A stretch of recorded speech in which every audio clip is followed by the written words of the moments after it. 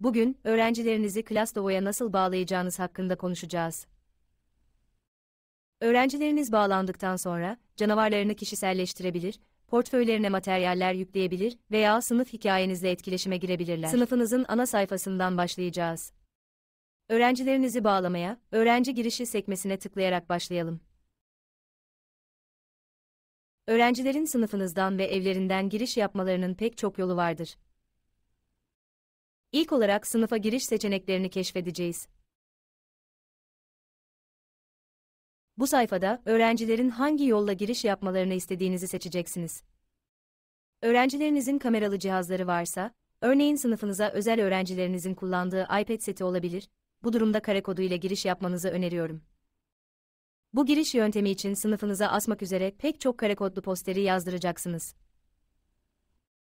Öğrencileriniz cihazlarından ClassDovo uygulamasını veya Dovo.me.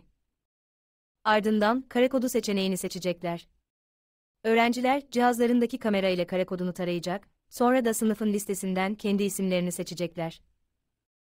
İşte bu kadar basit, hazır ve nazırız. Uzman tavsiyesi, öğrencilerinizin bu giriş yapma yöntemi sayesinde hesaplarına her giriş yapmak istediklerinde kare kodunu tekrar taramaları gerekecektir. Giriş seçeneklerinize geri dönmek için giriş yöntemini değiştir butonuna tıklayın. Eğer öğrencilerinizin paylaştığı cihazlarda kare kodunu tarayacak kamera yoksa veya sınıfınızdaki her bir öğrencinin kendi cihazı varsa, size metin koduyla giriş seçeneğini öneriyorum. Tıpkı kare koduyla girişte olduğu gibi öğrencileriniz, ilk olarak Dovo.me sayfasına gidecek veya ClassDovo uygulamalarını çalıştıracaklar. Öğrenci bu bölümden sınıfınıza bağlanmak için bu 6 haneli özgün kodu girecek, ardından da tıpkı daha önce yaptığımız gibi sınıf listesinden kendi adını seçecek.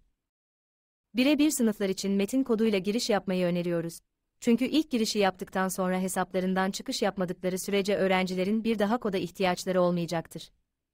Bu seçeneği kullanan ve cihazlarını paylaşan sınıflar için bu kodun 48 saatte bir değiştiğini aklınızda bulundurmanız önemlidir.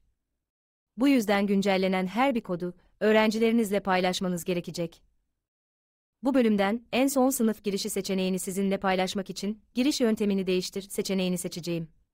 Eğer bulunduğunuz bölgede öğrencilerinizin tümüne Google ile giriş yap seçeneğini kullanabilirsiniz. Öğrenciler cihazlarından Dovo.me sayfasına girecek ve ardından da Google seçeneğiyle giriş yapmayı seçecekler. Öğrenciler Google hesaplarıyla giriş yapacak ve sınıfınızın 6 haneli kodunu girerek bağlantılarını doğrulayacaklar.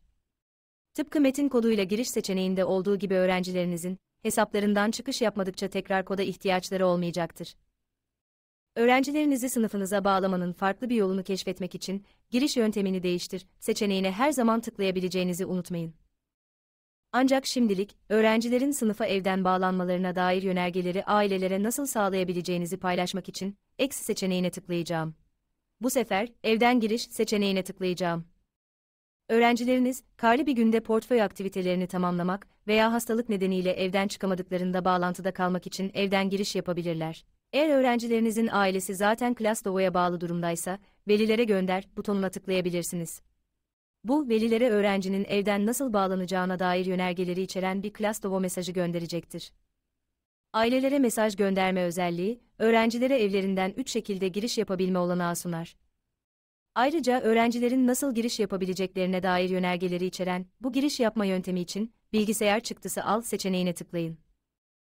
Bilgisayar çıktıları her bir öğrenciye özeldir ve velilere öğrencinin evden giriş yapabilmesi için 2 yöntem sunar. Yazdırılmış kare kodunu tarayabilirler ya da velilerinin hesaplarını kullanarak giriş yapabilirler. Öğrencilerinizi ClassDovo'ya bağlamak, sınıfınızın öğrenme topluluğuna bağlılıklarını derinleştirip kendilerine has ve özgü fikirlerini, ilveten söz haklarını keşfetmelerine yardımcı olur. Ayrıca hadi birbirimize karşı dürüst olalım. Bir canavarı kişiselleştirmek çok eğlenceli. Bunu hep birlikte yapmak ise çok daha eğlenceli. Bu yüzden siz de sınıfınızı bugün bağlayın.